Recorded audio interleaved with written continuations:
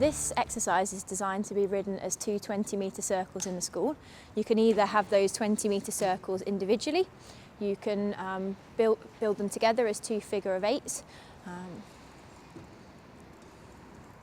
So here Hannah is working on two roughly 15-metre circles that we've set up in this arena. So for a horse like Hannah's, which is slightly smaller, we can encourage them to take a slightly tighter turn on the inside of these poles. So we can see that as they're slightly on a fan, if you come to the inside, it's going to be a shorter stride. So Hannah, if you just come to the inside slightly this time, so that it's a slightly shorter stride. So now slightly narrower turn, Callie finds that much easier. So if you change the rein this time, so go across the diagonal. Yeah, brilliant.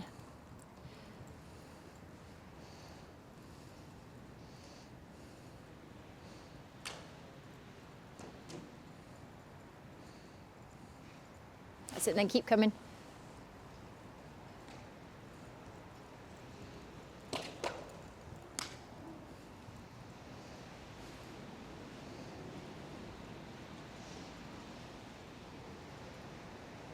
That was really nice.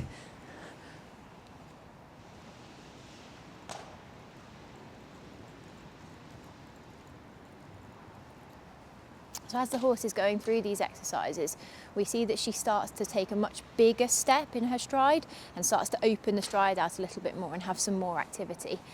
So the idea is that the horse progressively, as we move through the exercise, becomes lighter in the body and lighter in the steps. So Callie can tend to get a little bit tense through the neck. So what we want to try and do is encourage her to step out. So Hannah's going to send the hands forward. That's better, to try and let her open out. Now the difficulty you've got is a lot of horses will then get fast as they exit the exercise. But quite often, in order for them to get a good stride through the exercise, we need to make this compromise. So we get the hands forward better, and then the horse can travel a little bit better through the body. So change the diagonal here.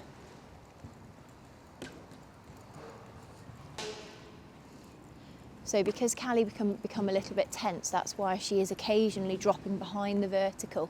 So where she's winding her neck in a little bit. Now, we can, in a normal situation when she's not tense, we can counteract that by pushing her more into the bridle. But because she's quite feisty today and quite flighty, we're not going to be able to push her to the bridle like we would normally because she's so unsettled. That's it. So now she's calming. Just get your hand a little bit more forward if you can. That's better.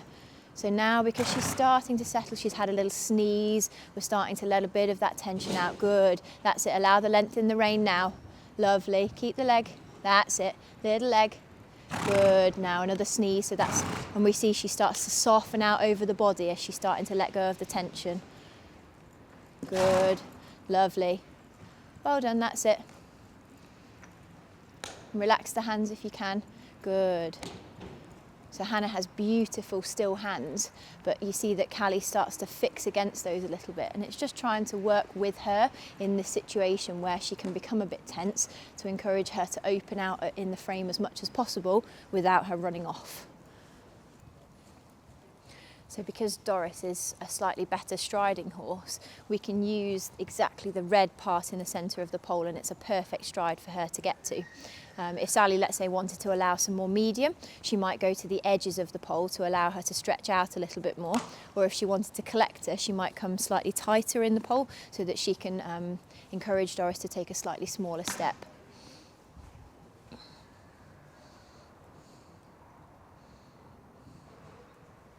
So there Doris had a little moment where she couldn't quite fit her feet in, and she took a small half step, which is perfectly normal when they're just trying to work out exactly where to put their feet. Doris has got brilliant awareness of where her feet are going, so rather than tap anything, she'd rather put a quick step in or take a slightly bigger step to help herself out.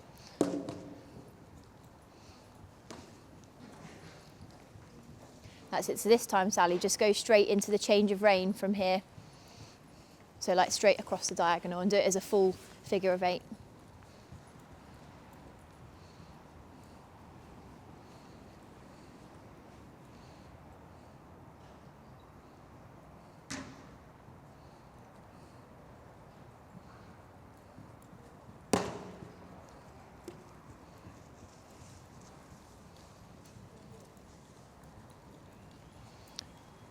And then if you come across the centre and take either the wider or the smaller end at one end and do the opposite the other side.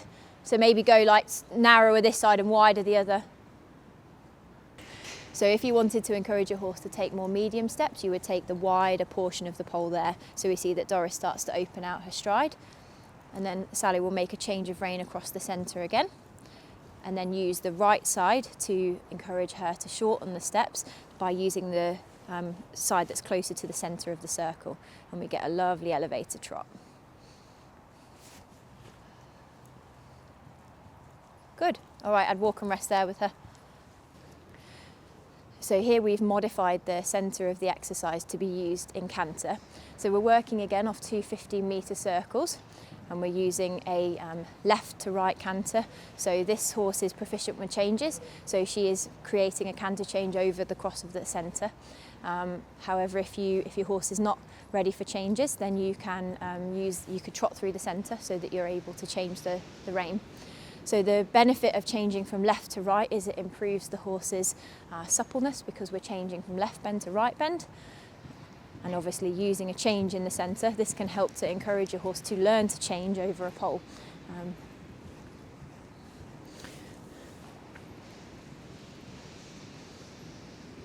We also see here that Doris comes into a nice collected canter around the circle, and then she opens out to a medium canter across the middle to allow her to make the distance. So it's brilliant for working with horses that you're trying to adjust the stride of to help them become better in this. So here we're going to be putting the two exercises together. So we're going to work across the centre portion in canter and across the short side portion in trot. So we're going to have the horse in a nice balanced canter so that we're ready to progress into the trot in a moment. So this is great for improving the accuracy of your transitions, and also really good for horses that might not be quite so receptive to your aids, because you have a target that you have to meet. You have to pick up canter before you get to the centre exercise, and you have to pick up trot before you get to the trot poles. So it's really good for improving your horse's sharpness to the aids. It's also, as we've seen with Doris, as she's progressed through this exercise, she's become a lot better trotting through the side portions of the exercise, because she's having to do so much change that her stride improves really hugely through those. So after we've worked on the left canter, we can either trot across the centre to change the rein, or you can just perform a change of rein somewhere else in the arena and then repeat the same exercise to the right. Always important to make sure you work your horse evenly on the left and the right rein, so that they don't become stiff or too overdeveloped on one particular rein.